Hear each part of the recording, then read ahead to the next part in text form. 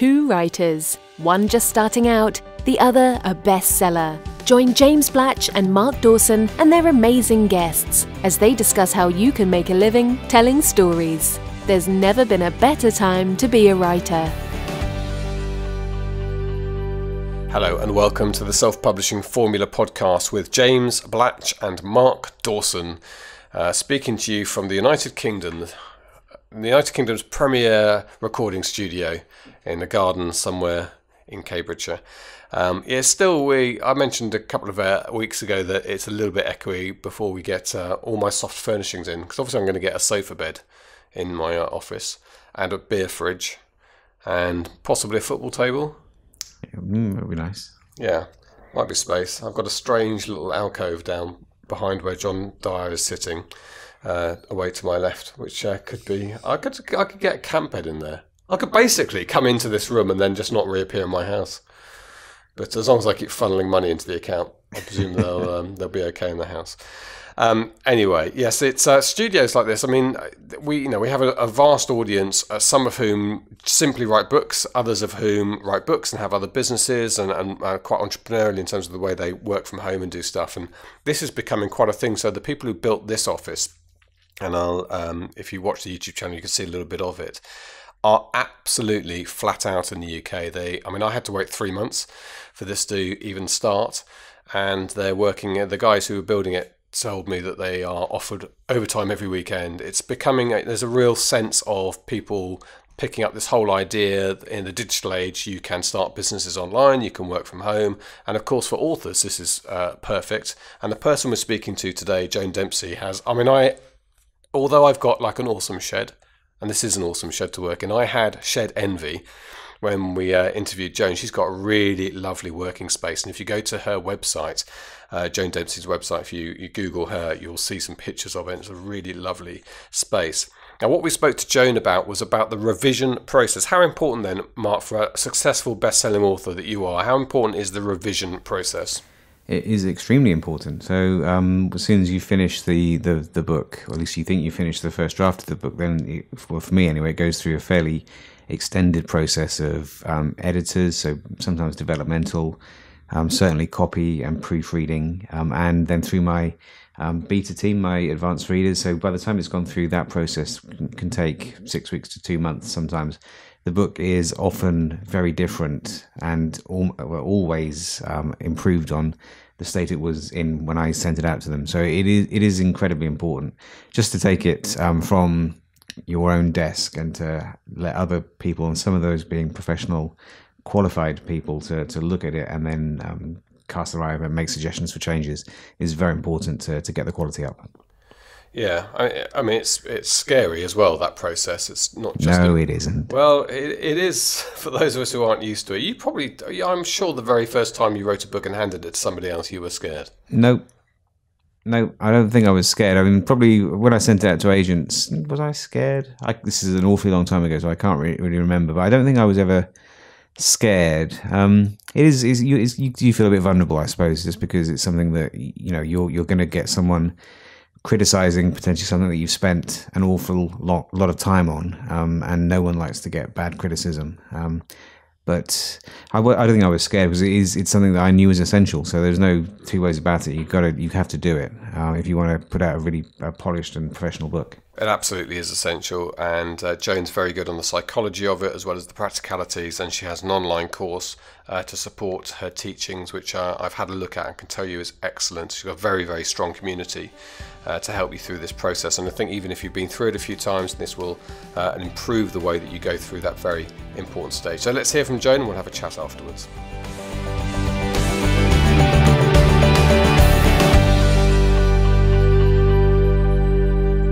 Joan, why don't you start off by telling us a little bit about yourself? Sure. I have been a writer for many, many years. I help serious creative writers master the craft of revision, and I do that through teaching online courses and working one-on-one with writers. I've worked with hundreds and hundreds of writers over the past years, and my debut novel is coming out in October, so I'm pretty excited about that. Okay, and I know you love books, so people who are watching on the YouTube channel will know that you are surrounded by a wonderful array of books. There's no finer sight is there in someone's house. And also, proudly on the shelf there is a Mark Dawson mug. Absolutely. Absolutely. I was very happy to get that, and I usually drink out of it, but I thought I would display it today. Yeah, looks great. Okay, Joan, I want to talk to you about revision and also about confidence, I think, in people's writing. And as always, I will hog part of this for myself, which seems to work for other people who are in a similar position to me as well, writing their first novel and having some of those doubts and difficulties with letting the script go at some point as well. But first, just tell me a little bit more about your writing, your journey to where you are today in terms of your authorship. Sure. I started seriously writing in 1990. I had taken classes before that, but I'm sorry, not 1990, 2000, the year 2000. I took my first real writing workshop at Grub Street Writers in Boston, and I just fell in love at that point. In the first class, the first assignment, a character magically appeared to me and demanded that I put him on the page, and I thought, oh, wow, it's true. This really does happen. Prior to that, I was a big reader, and I'd taken some writing stuff, but not a lot. And I always heard writers talk about how the characters kind of had a life of their own. And I always thought that seemed a little silly, but it happened, and it was so magical, and I just completely fell in love. So really, since 2000, I have done everything possible to make my life center on the craft of writing. I have a Master of Fine Arts from Antioch University in Los Angeles, and I have a number of stories and articles that have been published over time. And really, I have just been working away since the year 2000 to get a book out there into the world, which is happening. The book that's being published is actually my second novel. The first novel is sitting on a shelf. At the time I was trying to sell it, I was told that it was much too quiet and much too literary. And after hearing that enough times, I decided to just continue on with the novel that's coming out in October, because at that point I was totally into it. And I actually deliberately set out to write a literary page-turner. I'm very attracted to literary fiction, but I'm also attracted to fast-paced, compelling reads. So I decided to work to make that happen. So the feedback you were getting on that novel, are you going through a traditional publishing house or a freelance editor who you'd contracted?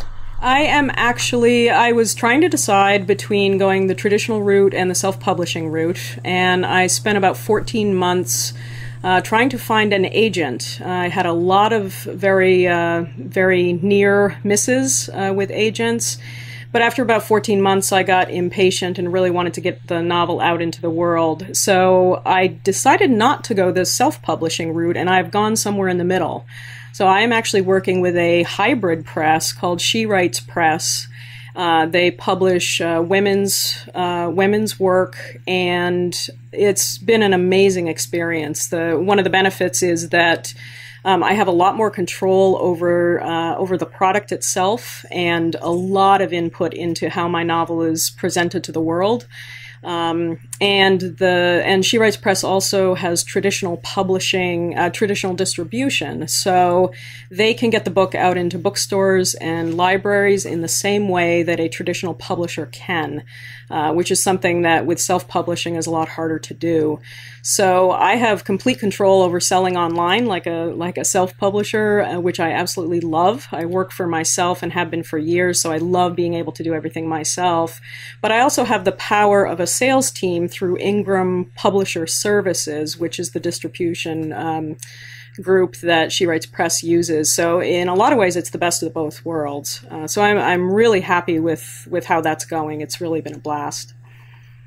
Is that Ingram Spark? It is not Ingram Spark, and the names often get confused. It is Ingram Publisher Services, And this is what they do, is they give services to publishers. So they don't go directly to the author like Ingram Spark does.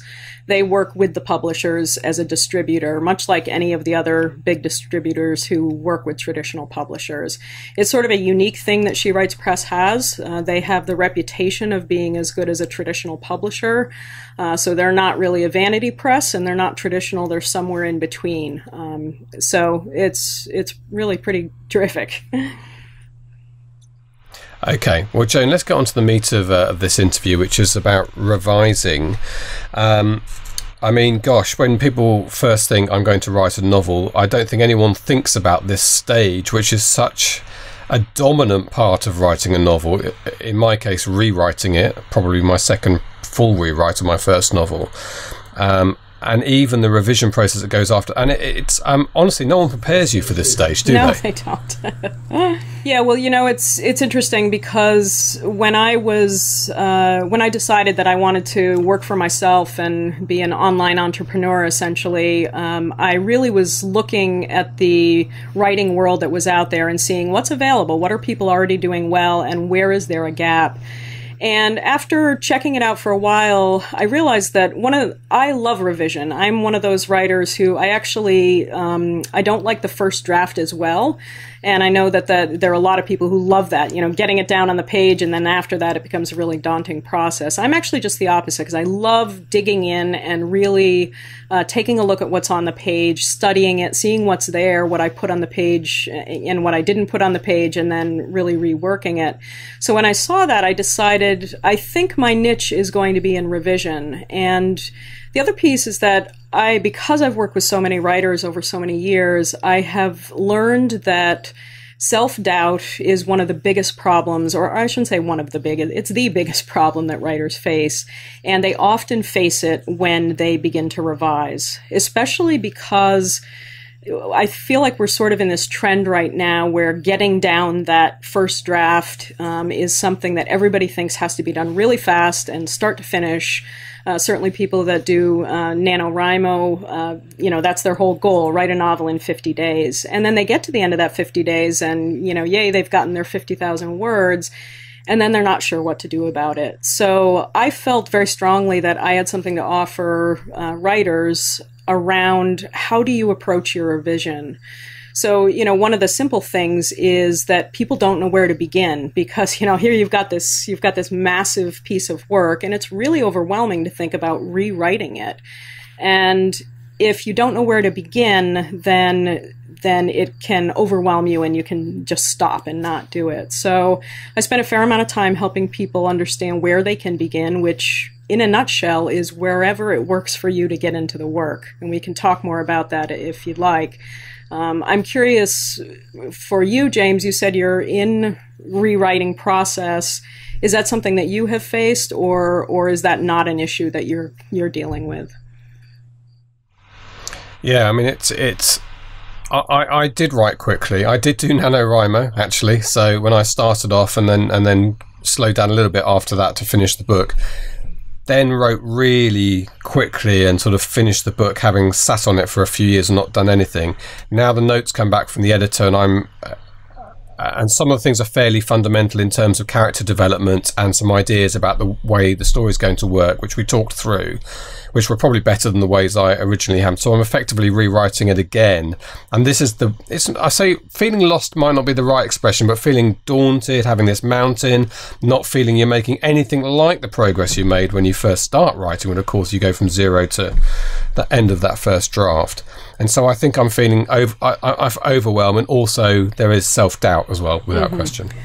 Yeah, well, I think it is a daunting prospect. There's no question about that. I am actually somebody who revises as I go, so I've never had that thrill of I finished the first draft, because by the time my first draft is done, it's more like a 12th draft, because I just keep going back and tweaking. And there are a lot of folks who do that as well. And interesting, a lot of people who do that think they're doing it wrong, which I find really interesting. So I'm able to help them understand that, you can actually go slowly, because as you point out, if you do a very fast first draft and you write a huge amount of words on a page, and you write a novel, which is amazing that you can do that quickly, Then when you go to revise, you really have to switch gears, and that slowing down can be very difficult. You mentioned character and that the person you're working with was giving you suggestions about character. One place that people will start is with character because so much springs from that. But a lot of people find even that daunting. If you have a character who's not fully developed, it's a really massive task to kind of retool that person. So starting there is not a bad thing if you're into it and you want to get there. But you can also start out in a smaller way. One of the things that people think is that there's sort of a right way to go into a revision like this. And there really isn't. Some people will be too daunted by the big picture, the characters and structure or the story itself. And that will paralyze them so they can't get into the work. So when that happens, I suggest, well, start with something small. Go through, maybe that your dialogue needs to be cleaned up. Maybe you use a lot of extraneous words. Go through and just start doing that, and that will at least get you back into the work. I'm a real believer in whatever it is that gets you into the work is what you should be doing. So often we have all these rules in our head, and they don't have to be there. The important thing is to figure out what works best for you. So, in your case, James, if your character thing is working, then that's perfect. Yeah. So there's that's certainly something that I have done recently, which is to just abandon one of the chapters I was rewriting and just move on to another one and leave it unfinished. And actually, there's at the time, it does take it because no one, we do work in isolation. We don't have somebody like you normally sitting next to me saying, "Oh, that's fine, do that." You sit there thinking, "I failed a bit here, so I'll slope off somewhere else and do something else." But actually, the hidden benefits were quite interesting because when you do write down the line a little bit, it actually helps inform back where you should be going, which is maybe why you got to that stop point. So that was immediately apparent to me. So I like that. That's good advice and practical advice of get on with what you feel you can get on with and you can make progress with.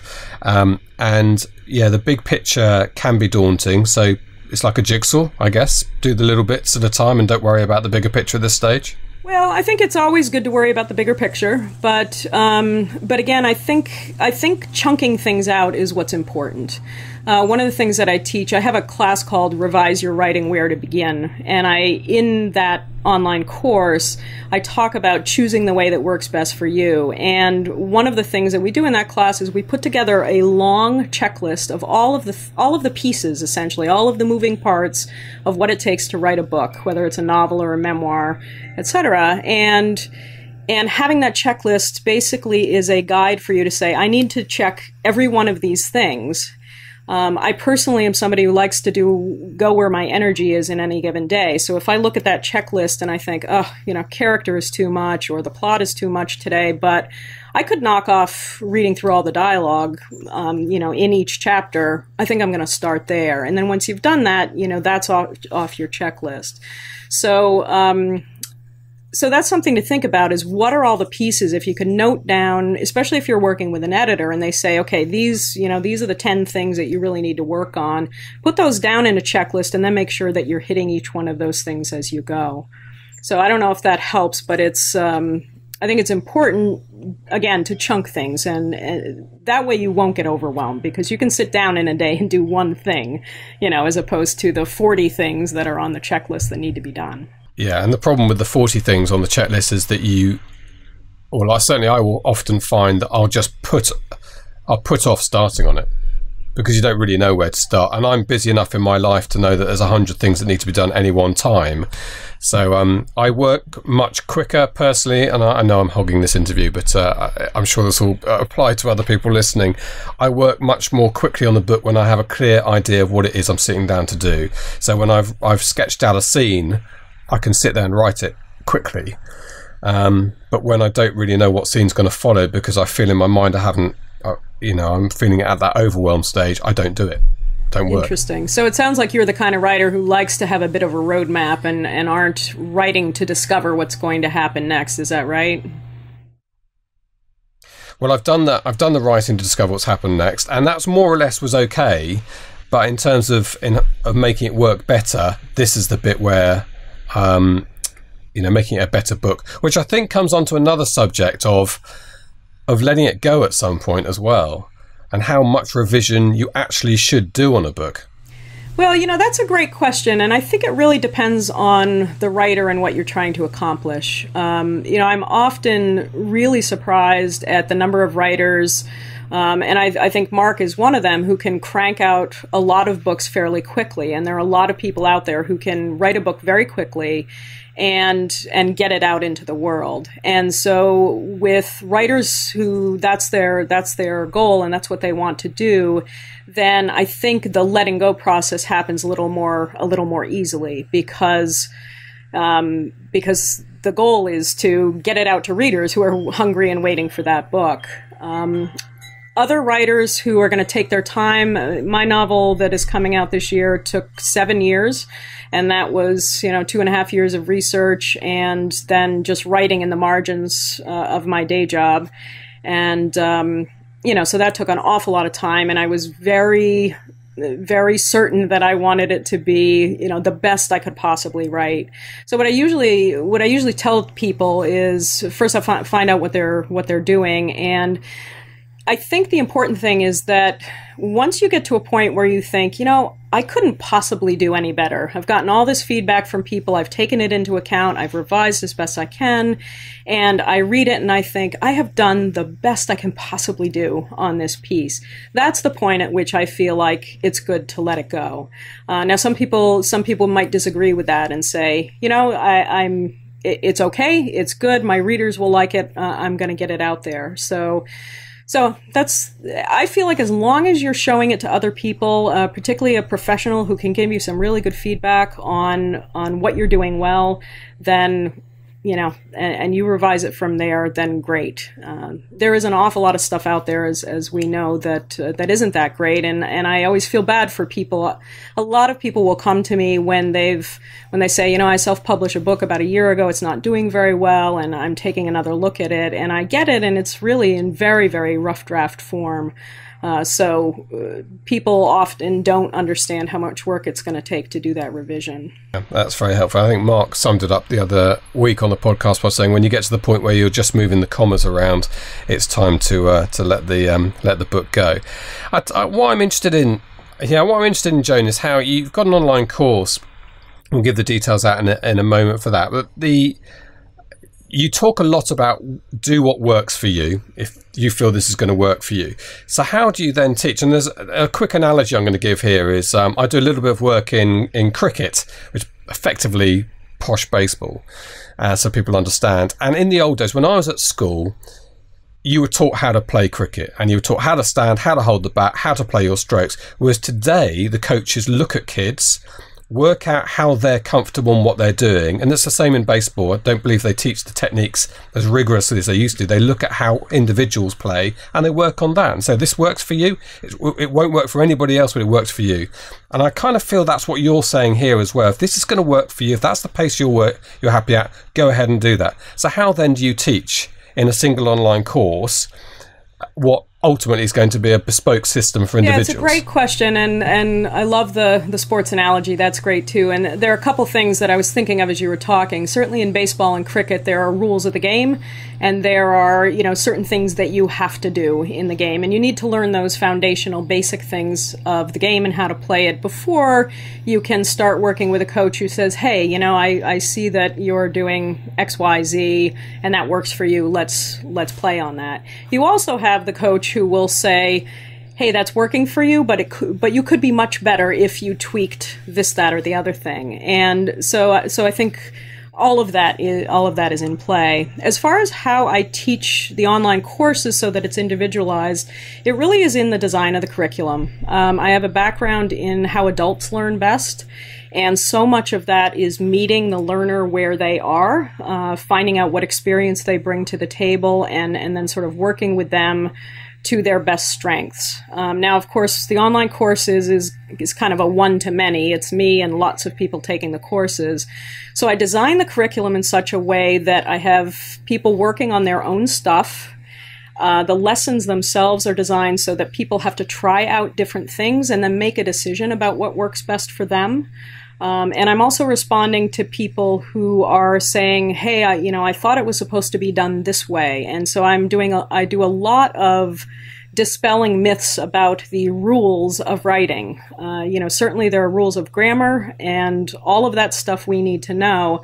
But beyond that, as far as the process of writing, there really aren't any rules. And so I just essentially help facilitate a process for each student so that they can figure out for themselves what works best. And one of the beautiful things about that is that because each person goes through that process themselves and they have to discover their own strengths and their own preferences, it ends up cementing in their mind what's going to work best for them. So it helps give them permission to be themselves and focus on their strengths. And it also gives them an avenue of discovery to figure out who they are and how they're going to work best.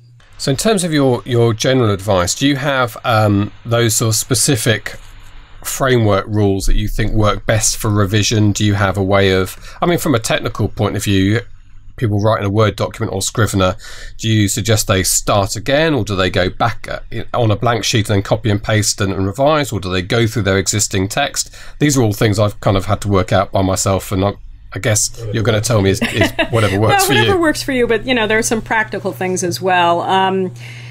I basically share with people what I do, which is, I work in Word and I work in a journal, and, I basically work with that Word document and make revisions as I go. And anytime I do a major thing, I save it and move on to a new version of it. I don't have much experience with Scrivener. I know a lot of people who use it and swear by it. I typically don't advise people try to change their technical way of doing a revision unless it's really getting in their way. So, for instance, if somebody decides, oh, Scrivener is the thing I should be using, and they start using Scrivener, and they get bogged down and it's too unwieldy for them and they don't take the time to learn it, then that is getting in the way. But if somebody wants to use Scrivener and they take the time to learn it and they use all the great tools that are there to be used, then that's going to support their work. So really it is a matter of figuring out, yes, what works best for you. And as long as something is really not getting in your way and stopping you, I say, just stick with what's working. I don't know if that helps, but... Yeah, no, definitely. The other point, I suppose, which is quite fundamental to how you go through the revision process in terms of getting your book into a better place for readers, is to read it from a detached point of view. Read it from an editor's point of view, or ultimately a reader's point of view, which is a really easy thing to say, but I think when it's your baby that you know inside out intimately and have a relationship with, is actually quite a difficult thing to do. Yeah, no, it is very difficult. And that's actually another course that I teach, which is called Revise with Confidence, See Your Writing Like an Editor. And really what that does is it gives you a bunch of different approaches so you can see your work more clearly. One of the things I do is just get people exposed at first to the idea of perspective, because you're right, we get locked in on what we know, and so we can't see things from a different perspective. So we work through some exercises in thinking about, trying to think like a photographer. The example that I use is I have got a photograph of Barack Obama's first inauguration. And so, there's a photo of him being sworn in and the crowd and all of this stuff. And I ask people to take a look at that and think about all the different perspectives. You could have a shot from way in the back where you've got the entire, Washington Mall full of people and Obama's at the end. You can get it up close from the perspective of the justice who's swearing him in. So just to begin thinking about all the different ways we can open our mind to see things differently. And then the next part of the course is specific things you can do to get that kind of different perspective. So for instance, I'm sure you have readers, and most people do have readers, and that's one of the most valuable things you can do, is give your work to somebody else, preferably a skilled writer or a professional editor who can be very honest with you and say, this is what's working and this is what isn't. That always opens things up. It's always amazing what readers will bring to the table. Another one of my favorite things is reading aloud. Question for you, James. When you're writing, do you read your work out loud to yourself routinely? Is that something you do? No. No, okay. No. You might want to try it just for kicks. And there are a lot of folks who this becomes sort of revolutionary. There really are a couple things you can do around that. I read aloud to myself constantly when I'm writing. If I finish a sentence and it feels good, I'll read it aloud and listen to see if I've got the rhythm right. It's very quickly apparent where you're going to stumble, and places where you stumble is places where there's something that has gone amiss. So I think it's really important for people to read aloud to themselves as they go, because you can really hear things that you can't see. The second thing is to get, and this can be really fun and also a little bit scary sometimes, to have somebody else read your work to you. First time I did this was a dear friend of mine who is a memoirist, and we had a little writing retreat that we put together. And she read a chapter of my own work to me, and it was mind-blowing. I could not believe what I heard from her that I just had not heard from my own voice or from what I saw on the page. You know, things like where she put inflections and where she put emphasis as she was reading. It was just very, very interesting to me. So I heard a lot of those stumbles that I might not have heard if someone else hadn't written. And the other thing that you can do is you can have an online program, and I'm not remembering the names of them, but you know, there are programs that will basically read your work back to you in a computerized voice. So that is very much a, you know, just very flat, no inflection whatsoever. And what that does is it isolates the words so you can really hear the words and make sure that the words that you're using are doing the work for you. So there are a number of different ways to hear the work, and that's just a fantastic way to get a new perspective on your writing. That's great, Joan. Really good tips on getting a little bit of distance between you and the novel.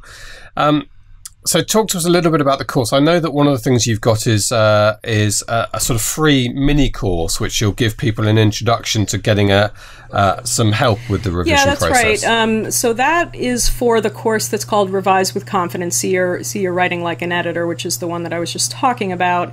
And I do a free video series. It's 3 videos. They're all about 30 minutes long. And what I do within that series is really get people to think about ways that they can stop worrying about whether their writing is any good or not. And the reason I put that together specifically is that a number of years ago, and then followed up just this past year, I did a whole lot of research by reaching out to the writers I know. I've got roughly 10,400 or so people, writers on my mailing list, and I reached out to those folks and asked them, what's the number one thing that gets in your way of doing your best work? And I honestly thought at the time that what I was going to hear was, well, I don't have enough time. You know, at the time when I was looking into that, I was thinking, oh, I'll do a time management class specifically for writers. But the issue of time was there, but it came in a really, really distant second to self-doubt. And I was fascinated by what I heard people say. You know, they weren't just saying self-doubt. They were talking about things like self-loathing and, you know, I know my work isn't any good, or I'm really worried that I'm wasting my time, that my writing isn't any good. So why am I doing this in the first place? And I just heard that over and over again. So I put together this video series to help people answer that question once and for all. You know, is your writing really any good? And are you wasting your time? And I will tell you kind of the nutshell version, and there's a lot more that goes around this, but the nutshell version is that when you first start out in your writing really isn't any good, and that's perfectly okay. I think people think that, well, we all know how to write, of course. You know, we learn how to write when we're kids. We all know how to write. But once you get into actually trying to craft a story or an article or an essay, you realize, oh, this is a lot harder than I expected it to be. But we're impatient with ourselves, and we think we really should be good at it right away. So I think accepting the fact that you really aren't any good as you begin, your writing really isn't that great, and you need to work to make it better is really important. So instead of saying, I'm so worried my writing isn't any good, if you can reframe that to, I want my writing to be the best it can possibly be. how am I going to get there? What do I need to make that happen? That really, really helps people. The other thing within this video series is that I talk about the psychology of why we have that self-doubt in the first place. And there are a whole bunch of reasons why we all as human beings doubt ourselves, and we worry about whether our writing is any good or anything else that we're doing. And one of the things that we do in order to protect ourselves from that is something called self-handicapping. And what that is that we basically protect ourselves by getting in our own way.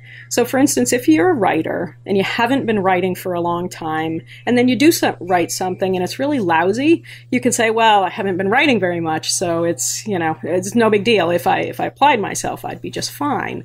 And similarly, if you haven't been writing for a while and you write something that's great, you think, well, there you go. I'm a good writer, and if I applied myself, I could be really great. Either way, we're protecting ourselves from that self-doubt. We're trying to make ourselves feel better. So self-handicapping is a psychologically helpful thing that we do, but at the same time, it gets in our way of actually doing any work. The good news is that psychologists say there is always a piece of you that understands that if you applied yourself, you could get better at whatever it is that you're trying to do.